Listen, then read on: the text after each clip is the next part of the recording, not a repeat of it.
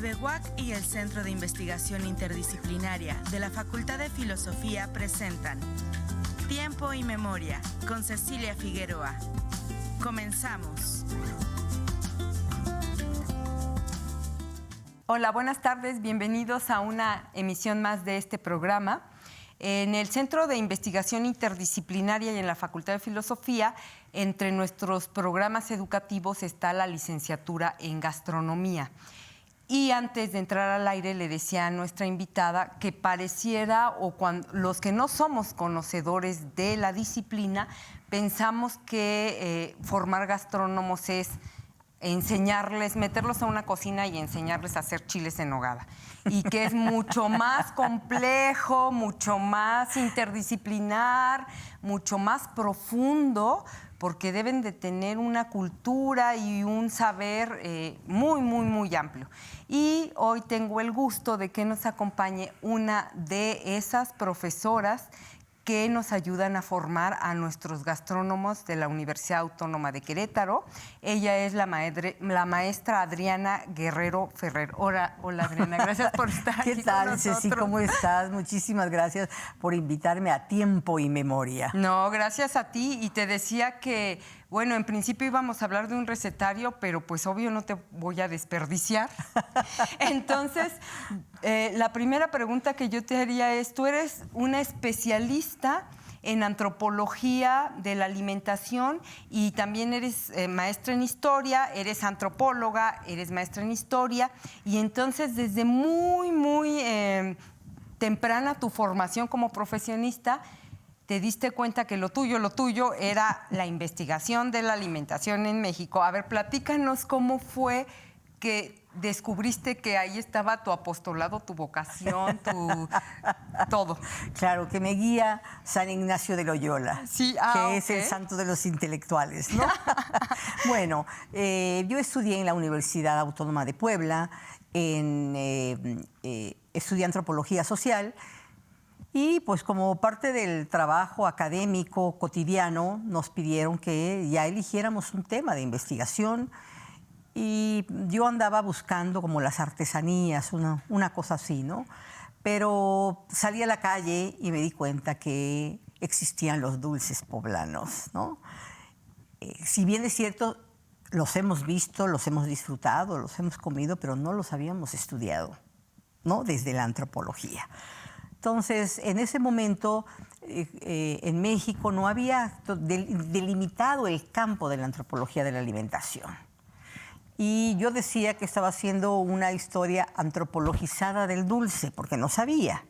Entonces, este estudio es un estudio histórico, antropológico. Me gustó mucho la interdisciplina aquí, la historia y la antropología, porque la antropología me daba la posibilidad de conocer la cultura hoy, en este momento, pero la antropología me daba una dimensión diacrónica, ¿no? Entonces, fue maravilloso, fue un texto extraordinario sobre la cultura del dulce en Puebla. Obviamente que abordo las leyendas, claro está, pues desde una manera, digamos, científica, desde las ciencias sociales, y como en torno, digamos, hay 4 núcleos importantes en donde se desarrolla la dulcería. Uno es la cultura popular, la dulcería popular. Otro tenemos es en el ámbito de los conventos. En el ámbito de los conventos no solo es en Puebla, es en Oaxaca, es en Querétaro, es en Guanajuato, etcétera, ¿no? Donde hubieron núcleos españoles muy importantes, ¿no? La dulcería doméstica, no podemos olvidar el dulce doméstico, ¿no? Y la otra vía que tenemos es, ya dijimos, el dulce callejero, el dulce popular, ¿no? Entonces, empecé a estudiar estas formas de organización social, el significado del dulce socialmente, el uso del dulce socialmente, ¿no? Y pues fue un trabajo muy enriquecedor, que fue aportativo, ¿no? Esa fue mi tesis de licenciatura. Ya para la tesis de maestría en historia, bueno, ya estudio una mesa, una fotografía de época, 1903, de un empresario poblano, avecindado en Puebla, un empresario asturiano, y hace un álbum fotográfico, lo dona al Museo Nacional en aquel momento, que hoy es el Museo Nacional de Antropología e Historia. Tiene 45 imágenes y 3 imágenes son del interior de la casa.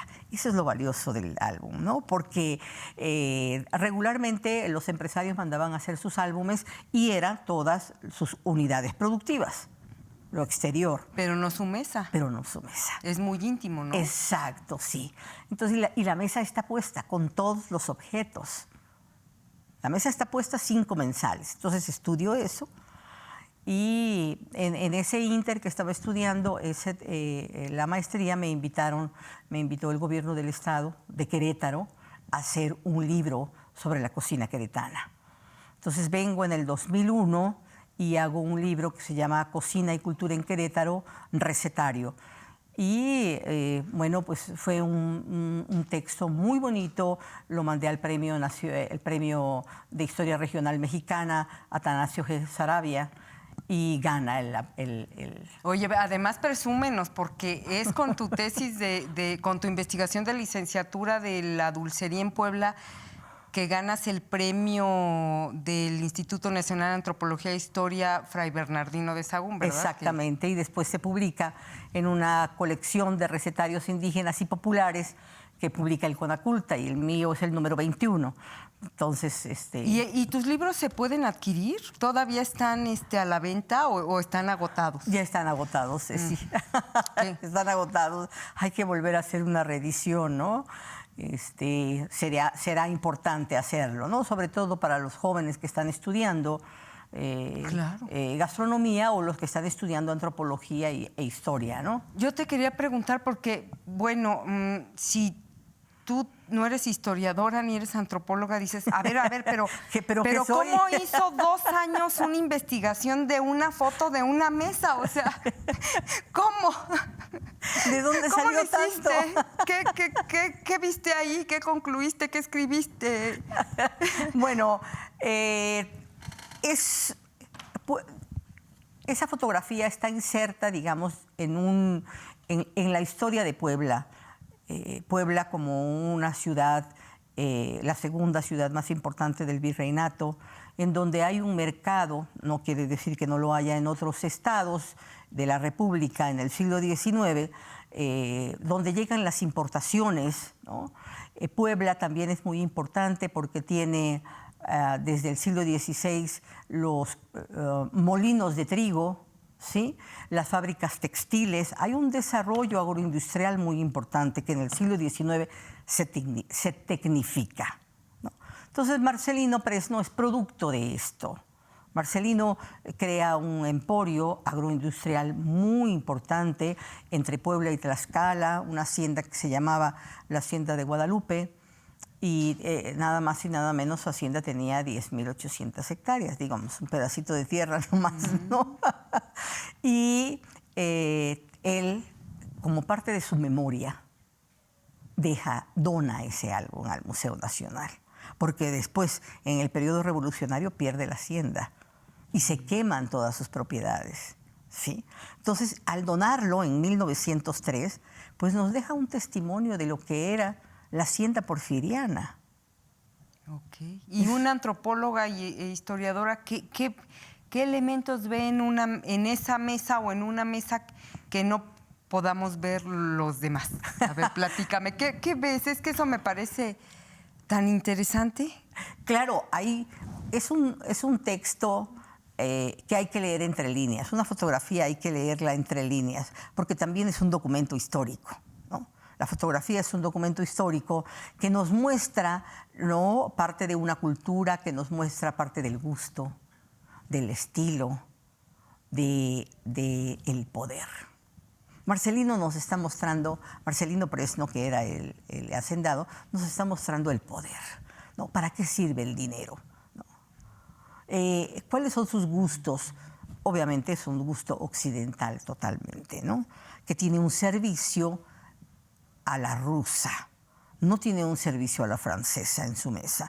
Un servicio a la rusa es un servicio en donde te van llegando los platos uno a uno caliente, Una vez que tú terminas la sopa, te la retiran para llegar el entremés o el plato fuerte, etcétera, ¿no? En cambio, el servicio a la rusa, todos los platos están servidos, pero se enfrían. Y él tiene ahí puesto un servicio a la rusa, ¿no?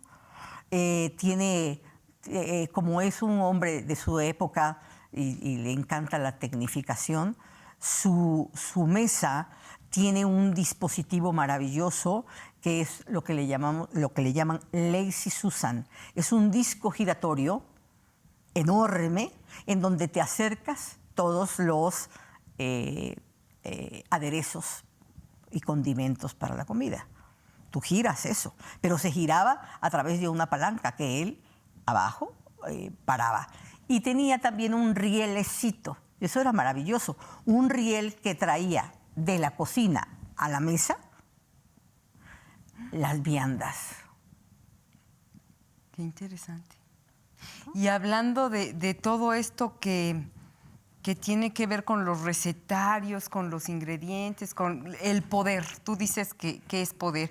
Y me contabas que en el siglo XIX todos los grandes escritores, Guillermo Prieto, Altamirano, Hilarión Frías y Soto, el mismo Paino en Los Bandidos del Río Frío, que parte de su narrativa gira en torno a la comida. A la alimentación. En el siglo XIX se escribió muchísimo. Digamos, la literatura costumbrista nos narra las formas de comer de los mexicanos, ¿no? De las clases populares, incluso de las clases altas. En Memorias de mis tiempos de Guillermo Prieto es riquísimo. En Los Bandidos de Río Frío también es riquísimo en cuestión alimentaria, ¿no? Entonces te hablan de los mercados, te hablan de los gustos de los mexicanos, de la importancia de la comida. Se comía 5 veces al día. Claro, se comía 5 veces al día, muy temprano se tomaba un alimento, después se almorzaba, comida, a media tarde una merienda y en la noche una cena. ¿Qué te parece? No. Muy bien. Y hablando de los alimentos, ya en tu faceta más de historiadora,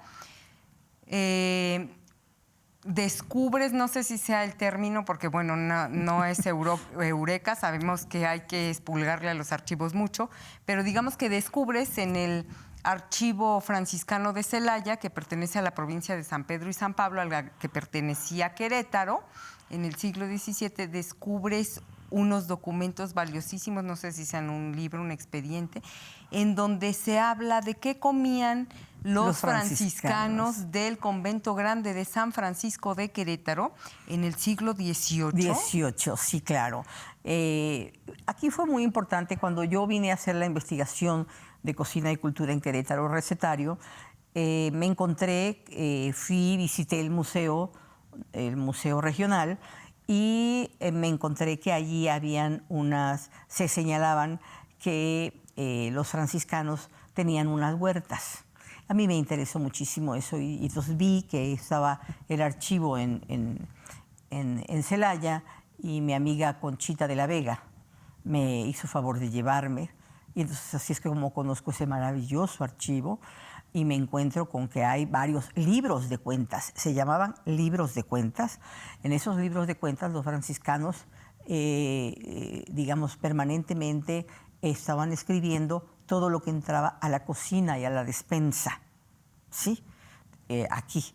Entonces me encuentro con que, bueno, pues había un comercio importantísimo, porque, por ejemplo, la sal la traían de Colima, porque dice sal de Colima, y te da las cantidades, las arrobas y el precio, ¿no?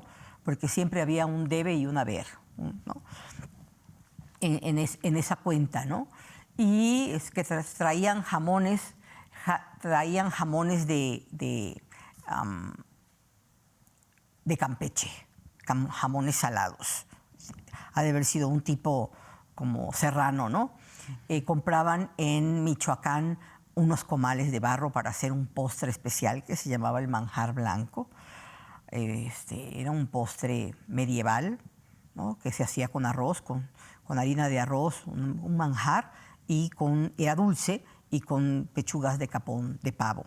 Hoy nosotros seguimos comiendo pues el manjar, nada más que ya sin las pechugas del pavo, ¿no?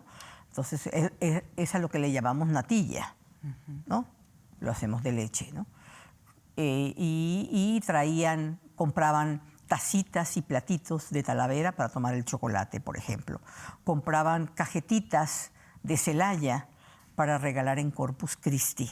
Entonces hay todo un calendario litúrgico que está vinculado a la alimentación, ¿no?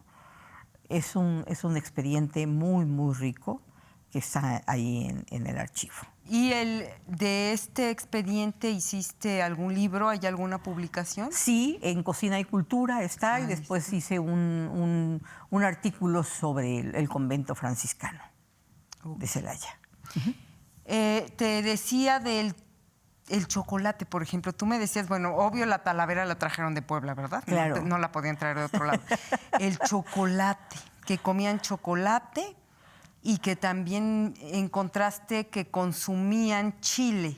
Y yo te decía que me parecía muy interesante porque todavía en el siglo XX, a principios del XX, no sé ahora, pero los seminaristas del Seminario Conciliar de Querétaro, en su dieta no había ni chocolate ni chile, porque evidentemente son afrodisíacos y entonces pues de lo que se trata es de mantener la libido como controlada, como ¿no? sujeta, ¿no? Sujeta. Como sujeta. Y aquí dices que ellos comían chocolate y ellos chile. tomaban chocolate, claro, ellos tomaban chocolate. No hay un voto de pobreza, digamos, en donde se priven de algunas cosas. Quizás a lo mejor había algunos castigos, etcétera, ¿no? Pero ahí en el libro de cuentas no se dice, ¿no? Entonces se dice que se tomaba chocolate. Claro que se tomaba en ocasiones especiales, por ejemplo, para la Navidad. No era todos los días, ¿no? Okay. ¿Qué otros alimentos hay? Bueno, pues tienen muchas verduras. Hay verduras, hay...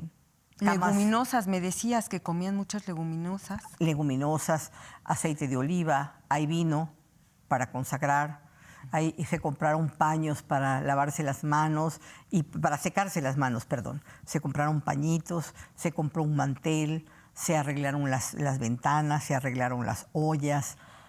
Sí, o sea, imagínate, mantener una orden que desayuna, come y cena, ¿no? Entonces, en una cocina en donde debía haber un orden. Y obviamente los hombres escribieron mucho acerca de su vida monástica, y una de esas era precisamente cuidar y no desperdiciar en la despensa y en la cocina, ¿no? Me decías, por ejemplo, del por qué, hablando de la leyenda del rompope de Puebla, me decías... ¿Por qué el rompope siempre lo vinculamos con las monjas? Y no sé por qué, pero con las clarisas. Bueno, yo con las clarisas siempre. Rompope, monjas, clarisas. Dulces deliciosos, monjas, clarisas, ¿no? Exacto. Porque hablábamos de que en Querétaro y en Puebla, al menos, las monjas clarisas eran famosísimas por sus deliciosos dulces, porque de esos bueno, eran ricas y tenían muchas haciendas, pero también se mantenían de eso, ¿no? Claro. Háblanos de por qué el rompope. Tú me decías que, bueno, parte del huevo lo usaban en sus retablos. Las claras. O sea, se utilizaban las yemas para hacer, pues, dulces exquisitos, las yemitas, por ejemplo, ¿no? Se usaban las yemas, pero las claras se utilizaban con una mezcla de no sé qué otras sustancias, entre ellas la clara, para ¿Barnizar? Exacto, para los retablos, ¿no? Pero las monjas siempre, Josefina Muriel en su libro Los conventos de monjas, escribe cosas maravillosas, y doña Tere Casteló tiene un texto precioso que se llama Las delicias de antaño, en donde pues efectivamente las monjas se dedicaron mucho a hacer estas figuritas deliciosas para comer. Sobre todo tenían muchas relaciones pues sociales, sobre todo con la iglesia. Como dice Rosalba Loreto, las monjas no vivieron enclaustradas, sino que estaban insertas en un contexto social de la época. Y entonces pues mandaban el regalo para el obispo, mandaban para el virrey, hacían regalos. ¿Y cuáles eran esos regalos? Pues dentro de ellos, además de que tejían y bordaban y hacían dechados preciosos, pues también cocinaban, ¿no? De hecho, don Guillermo Prieto, en sus viajes de Orden Suprema, cuando visita Querétaro de manera muy forzada, recuerdo que en la década de los 50 del siglo XIX habla mucho de los dulces de las monjas clarisas. Claro. Nos queda poco tiempo, Adriana, entonces quiero que nos platiques, porque tenemos la primicia de que la próxima agenda universitaria de 2022 va a ser nada menos que del recetario del Camino Real de Tierra Adentro. Tú eres una de las protagonistas de esa agenda. Háblanos de eso, por favor. Mira, Ceci, es un trabajo muy bonito. Nos invitó el director de Bellas Artes, el doctor Sergio Rivera. Ya teníamos mucho tiempo nosotros hablando de una agenda. Ahora es que concretamos ese proyecto y nos invitó al chef Rodrigo Sánchez García, a la doctora Marja Teresita González y una servidora para que hiciéramos esta agenda. Y ahorita están en lo más tormentoso del proceso. Bueno, tormentoso para mí, que si puedo como cereal con leche con tal de no prender la estufa, pero ustedes ahorita están en el momento de ir al Mercado 1, al Tianguis 2 y al Supermercado 3 buscando los mejores ingredientes para que el chef Rodrigo se ponga su indumentaria, prepare los alimentos y tomen las fotos. Y llegue el fotógrafo Goyo Arteaga, para que tome las fotografías, ¿no? Entonces es un proyecto que el doctor Sergio Rivera pues ha impulsado con mucho entusiasmo. Antes pensábamos hacer la agenda de los franciscanos, pero bueno, ahora se nos presentó se nos prendió el foco de hacer la agenda del Camino Real de Tierra Adentro, tramo Querétaro, ¿no? Entonces espero que les guste esa agenda. Pues Adriana Guerrero Ferrer, desafortunadamente se nos terminó el tiempo. Te agradecemos muchísimo que nos hayas acompañado. Muchas gracias, Ceci. Por favor, ¿con qué te despedirías? Pues me da mucho gusto estar contigo. Creo que la Universidad Autónoma de Querétaro está dando un impulso a la licenciatura en gastronomía, que es muy importante. Nuestros estudiantes están siendo pues fortalecidos, como dijiste hace un momento, están formados en un tema de la gastronomía en donde no se veía las humanidades que son tan importantes. Y nuestra universidad ha acobijado la licenciatura y ha guiado, ¿no?, su plan de estudios para formar gastrónomos con un alto sentido humano. Y cultísimos, además. Claro, por supuesto. Es fundamental. Claro. Muchas gracias por habernos acompañado, y a nuestros televidentes nos vemos en la próxima emisión. Buenas tardes. TV UAC y el Centro de Investigación Interdisciplinaria de la Facultad de Filosofía presentaron Tiempo y Memoria con Cecilia Figueroa. Gracias por acompañarnos.